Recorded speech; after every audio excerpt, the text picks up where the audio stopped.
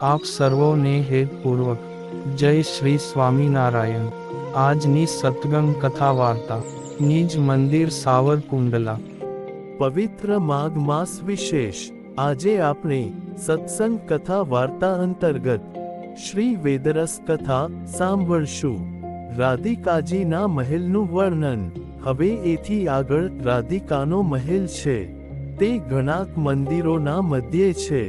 ચતુશાલ કહેતા ચારેય પાસે છે ઓસરી જેને એવો ને મનોહર ને અમૂલ્યમાં અમૂલ્ય એવા જે રત્નો તેણે રચ્યો છે ને હીરાએ યુક્ત જે નાના પ્રકારના રત્નમણીના થાંભલા તેણે શોભાયમાન ને પારિજાતના ફૂલની માળાના સમૂહે કરીને વિરાજિત ને મોતી માણેક યુક્ત ને શ્વેત ચામર ને દર્પણે યુક્ત છે। અતિશય અમૂલ્ય રત્નના જે કળશ તેણે ભૂષિત ને પવિત્રા રાખડીઓ ચંદનના પાંદડા તેમને યુક્ત જે મણીના થાંભલા તેણે કરીને મનોહર ને આંગણા એ યુક્ત છે ને તે આંગણામાં ચંદન કસ્તુરી કુમકુમનો ગારો છાંટ્યો છે ને અક્ષત ફૂલ ફળ પરવાળા દ્રોહ ધાણી તેણે વિભૂષિત ને શ્રીફળ સિંદૂર ને કુમકુમે યુક્ત રત્નના કળશ મૂક્યા છે અને તે કળશને પારિજાતના ફૂલની માળાઓ પહેરાવી છે અને ઠેકાણે ઠેકાણે જેના ધૂપ તેણે કરીને સુગંધિમાન છે। બ્રહ્માંડને વિશે જે વસ્તુ અતિશય દુર્લભ છે અને તે મહેલમાં અતિશય ઝીણા ને સુંદર ઘણા ને અમૂલ્ય એવા નાના પ્રકારના વસ્ત્ર છે ને તે મહેલમાં ઝીણા ઓછાડે યુક્ત રત્નની શૈયાઓ ઘણી છે।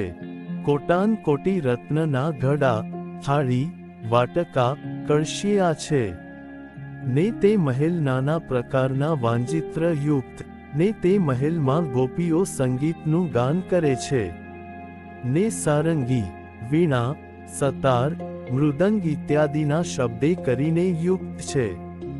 શ્રી કૃષ્ણ સરખા જે કોટાન કોટી ગોપના સમૂહ તેણે વીંટાણો ને રાધિકાની જે કોટાન કોટી સખીઓ તેના સમૂહે કરીને વિરાજિત છે ને રાધાને શ્રી કૃષ્ણના ગુણે યુક્ત જે મધુર સંગીતનું ગાન ને અતિશય ઉત્તમ નૃત્ય થાય છે ને ત્યાં એક સિંહાસન છે તે અતિશય રૂડું ને 100 ધનુષ્ય પ્રમાણ ને ચારે પાસે ગોળ ને રૂડા રત્નના જે નાના નાના કળશ તેણે યુક્ત ને ચિત્રામણની જે પુતળીઓ ને પુષ્પ તેણે કરીને શોભાયમાન છે અને તે સિંહાસનને વિશે કોટાન કોટી સૂર્ય સરખો તેજનો સમૂહ છે। તે આશ્ચર્યમય ને અતિશય અદ્ભુત ને 7 તાળ ઊંચો છે ને 7 તાળ પ્રમાણ ચારે પાસે વિસ્તારવાન છે ને સર્વના તેજને ચોરતલ છે ને સર્વવ્યાપી ને સર્વનું બીજ અને સર્વના ચક્ષુનો રૂંધતલ છે। એ જ તેજરૂપ ભગવાન તેની કાળ ભૈરવ રૂપ શક્તિ છે ને રાધિકાની દાસી ભૈરવી છે એને કાળી કહીએ ચંડી કહીએ તે કાળ ભૈરવની સ્ત્રી છે। એ બંનેને શ્રી કૃષ્ણ ભગવાને રાખ્યા છે। તે બ્રહ્માંડની ઉત્પત્તિ સ્થિતિ ને પ્રલયને અર્થે છે। તે તેજના સમૂહને વિશે શ્રી કૃષ્ણ ભગવાન રહે છે ને તે અતિશય મનોહર ને સજળ મેઘ સરખા શ્યામ ને તે મંદ હસે છે ને પરમાનંદ રૂપ ને ત્રિલોકીના ચિત્તને મોહના કરનારા ને મકરાકૃત કુંડળ પહેર્યા છે ને રૂડા રત્નના 2 પગમાં નેપુર પહેર્યા છે ને પોતા વડે શોભતા એવા જે રૂડા ઘરેણા તે પહેર્યા છે ને હાથમાં મોરલી ને રાતા એવા જે હોઠ તેણે કરીને મનોહર છે ને પ્રસન્ન નેત્રે કરીને જુએ છે ને ભક્તના અનુગ્રહને વિશે દીન છે।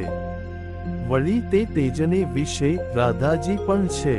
તે રાધાજી પોતાની સામું હસીને જોતા એવા શ્રી કૃષ્ણ તેને વાંકે નેત્રે કરીને જુએ છે અને વળી તે રાધાજી કેવા છે તો મોતીની પંક્તિની નિંદાને કરે એવા જે સુંદર દાંત તેણે કરીને વિરાજિત છે, ને થોડાક હસવાએ કરીને પ્રસન્ન, ને શરદ ઋતુની પૂનમના જે ઘણાક ચંદ્રમા તેની શોભાને ચોરી લે એવું મુખ છે.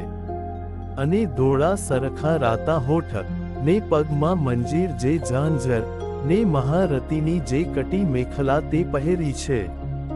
ને રૂડા રત્નના બાજુ બંધ બાંધ્યા છે, ને રૂડા રત્નના કંકણ પહેર્યા છે. પોપટ સરખી નાસિકા, ને તેમાં ગજ મોતી પહેર્યું છે, ને ચોટલામાં માલતીના ફૂલ ગૂંથ્યા છે. અને કોટમાં રૂડા કૌસ્તુભ મણિની માળા પહેરી છે, અને પારિજાતના ફૂલની માળાઓ પહેરી છે.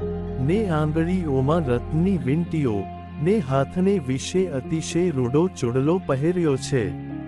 એવા જે રાધાજી તે જ્યારે રથ ઉપર બેસીને નિસરે છે ત્યારે 2100 કરોડ ગોપીઓએ સહિત રથમાં બેસે છે.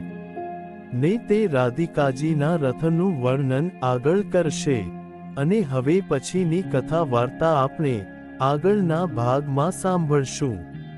અત્યારે આપ સર્વોને ભાવથી જય શ્રી સ્વામિનારાયણ.